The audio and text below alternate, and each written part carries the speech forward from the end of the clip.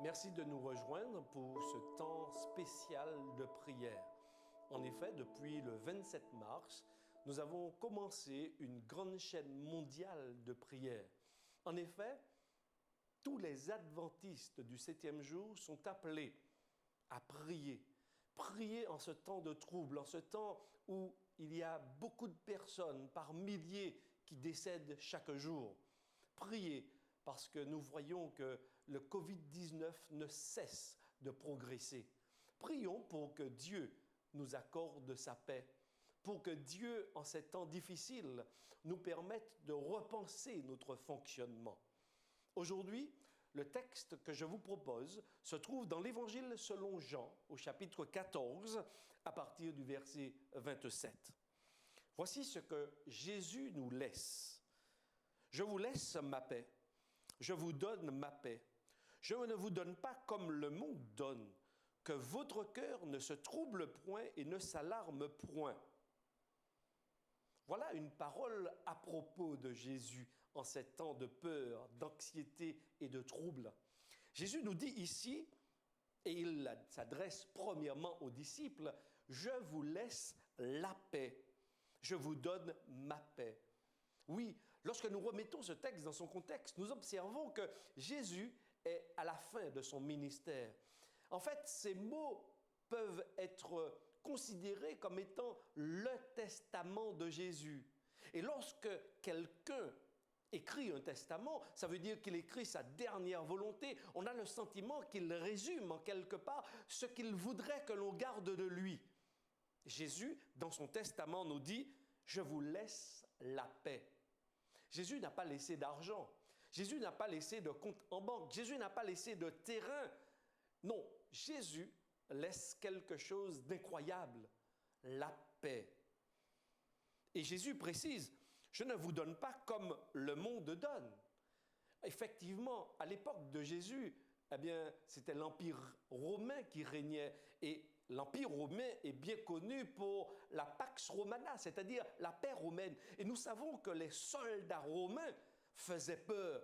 Partout là où ils passaient, régnait la terreur et ils instauraient la paix. La paix dont parle Jésus n'a rien à voir avec un pouvoir oppresseur. Au contraire, cette paix nous est donnée par Jésus. Et l'apôtre Paul avait parfaitement bien compris cette parole de Jésus. En effet, dans l'épître de Paul aux Romains, au chapitre 5 et le verset 1, voici ce que Paul dit. « Étant donc justifiés par la foi, nous avons la paix avec Dieu par notre Seigneur Jésus-Christ. » L'apôtre Paul nous dit ici que la paix dont Jésus parlait était liée à tout ce qu'il allait accomplir, tout ce qu'il était venu accomplir en s'incarnant et tout ce qu'il allait accomplir à la croix et au travers également de sa résurrection. Oui, la personne de Jésus est notre guide. La personne de Jésus est notre garant pour obtenir la paix véritable, la paix avec Dieu. Et là, c'est déjà quelque chose d'incroyable, obtenir la paix avec Dieu. Autrement dit, je ne suis plus condamné, mais je suis maintenant en paix avec Dieu. Deuxièmement, la paix avec moi-même. Oui, la paix avec moi, avec ma culpabilité, avec les remords. Oui, grâce à Jésus dans ma vie, je peux obtenir cette paix, cette sérénité, mais la paix aussi avec les autres. Parce que oui, je ne me regarde plus au travers des yeux des autres. Je ne regarde plus les autres au travers de mes yeux déformés, mais je regarde les autres au travers de la personne de Jésus, au travers du plan qu'il a mis en place pour les sauver. Oui, les autres ne me font plus peur. Oui, les autres peuvent être mes ennemis, mais je ne suis plus leur ennemi. Alors oui, je peux être en paix premièrement avec Dieu, être en paix avec moi-même et, comme le dirait si bien l'apôtre Paul, autant que cela dépende de vous, soyez en paix avec les autres. Autrement dit, je suis, oui, un artisan de paix. En ces temps de troubles, Jésus nous donne ce qu'il y a de meilleur. Jésus se donne et il se donne à chacun d'entre nous. Il se donne. Il nous donne le meilleur, c'est-à-dire lui-même. pour que nous puissions comprendre que nous sommes pleinement réconciliés avec lui. Comprendre qu'il ne nous regarde plus à partir de nos fautes, nos imperfections, nos erreurs, ou peut-être par rapport à la maladie. Non, Jésus nous regarde au travers de ses propres mérites. Il nous regarde au travers de ses propres lunettes. Oui, nous pouvons aujourd'hui être sereins, être en paix, parce que Jésus est notre paix. Alors, mes chers amis, aujourd'hui, j'aimerais aussi vous proposer 3 nouveaux sujets de prière. Le premier, c'est que nous puissions prier pour que la peur soit remplacée par la paix de Jésus. Et qu'en tant que peuple de Dieu, en tant qu'enfants de Dieu, nous soyons forts au milieu du chaos, confiants que Dieu est aux commandes. Deuxièmement, nous voulons également prier pour ceux qui luttent contre le coronavirus et qui ont perdu des êtres chers dans cette pandémie.